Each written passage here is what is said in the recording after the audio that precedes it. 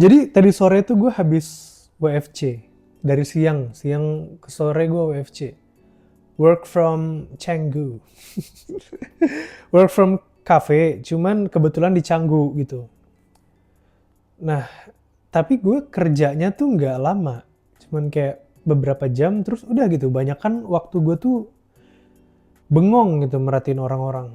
Entah kenapa gue mungkin lagi capek atau lagi pengen merhatiin aja orang-orang lewat gitu ya. Ada bapak-bapak bawa galon gitu. Ya menjalani hidupnya seperti biasa aja. Ada ibu-ibu bawa belanjaan, sayur-sayur gitu-gitu. Terus gue ngerasa kayak,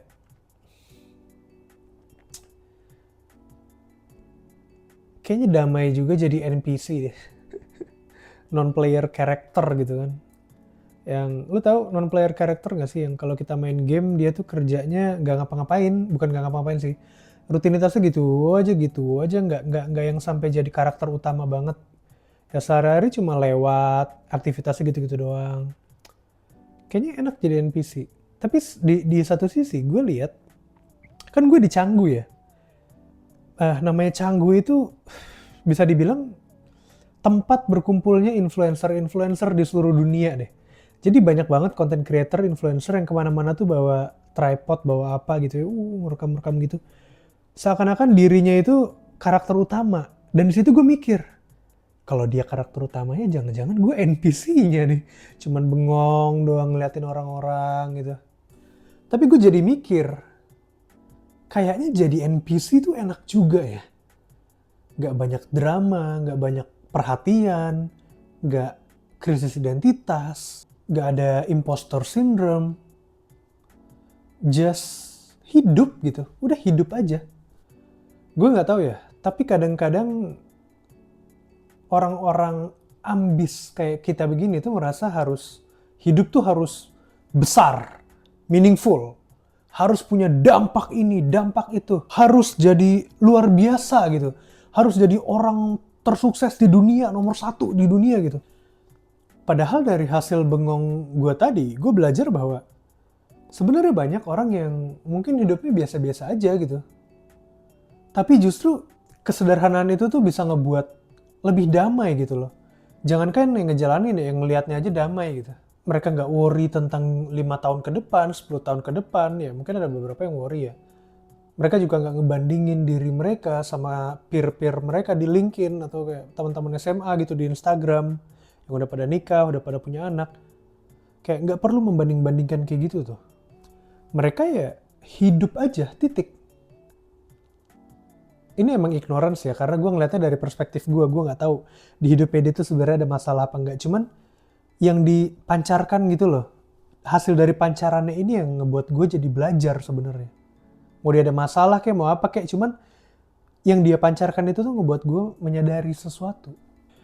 Mungkin lu ngerasanya itu nggak bagus ya, nggak growth mindset gitu, nggak self development gitu, mau apapun itulah istilahnya.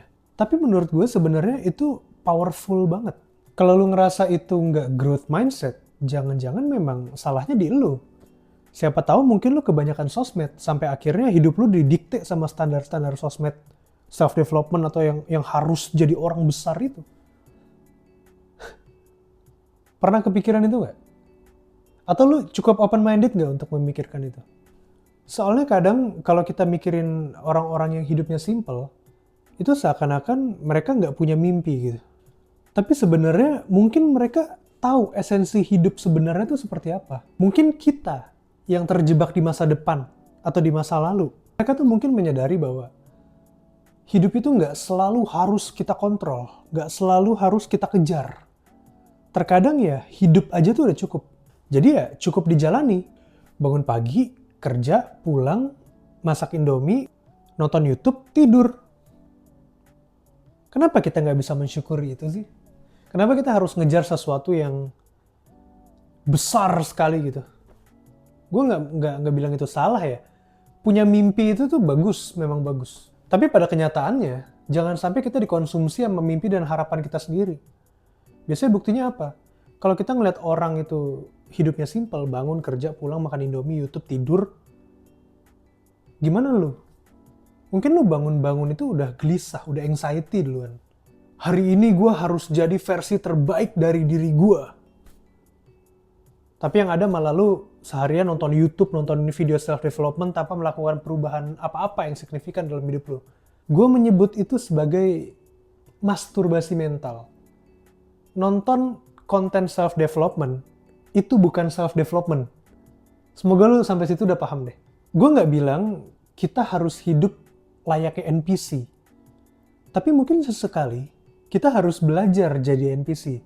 Karena NPC itu tahu satu hal yang mungkin kita tidak tahu. Yaitu cukup.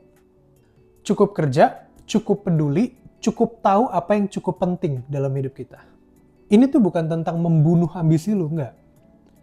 Tapi lu harus tahu kapan harus melambat. Tahu kapan harus bilang, kayaknya hari ini gue nggak nyelamatin dunia dulu dah. Pengen makan telur dadar aja gue hari ini gitu. Gue berharap lu yang nonton ini tuh cukup punya kedewasaan untuk menyadari bahwa sesekali kita gak harus jadi karakter utama dari hidup semua orang gitu. Kadang menjadi NPC di hidup orang lain justru bisa melepas tali-tali ambisi dan harapan yang mencengkeram lo tiap hari itu. Tali itu gak kemana-mana. Toh lo akan selalu bisa mengikat diri dengan ambisi itu kan. Saat waktunya sudah tepat. Tapi kadang kita harus melambat. Gak apa-apa jadi NPC untuk sesaat. Anjay, kayak mata Najwa gak sih? Gak apa-apa banget lah menjadi NPC. Jangan alergi sama NPC, jangan anti, jangan takut menjadi NPC gitu. Karena menjadi NPC itu bisa mengajarkan lo bahwa kita bisa menjalani hidup secara slow, tapi cukup. Dan sebenarnya ketika kita melambat, kita tuh jadi bisa melihat ke sekitar, kita jadi observan. Baik terhadap sekitar ataupun terhadap diri sendiri. Anggap ini kayak rem di dalam ambisi lu. Lu dalam perjalanan, mobil lu kenceng banget nih kalau digas mulu. Engine lu panas dan akhirnya brodol gitu. Sesekali harus ngerem. Supaya lu bisa ngeliat sekitar, lu bisa forecast kira-kira habis ini enakannya ambil jalur yang mana. Ketika lu udah dapet jalur yang bener, tancap gasnya tuh jauh lebih cepat daripada kita terobos terus. Semoga lu paham analogi itu ya. Dan kayaknya video ini singkat aja sih, gue nggak mau terlalu panjang juga. Karena ini sifatnya mungkin sebagai reminder aja buat lo, buat kita, untuk selalu tahu kapan merasa cukup. Untuk sesaat bolehlah merasa cukup. So, ya subscribe dan selamat tidur.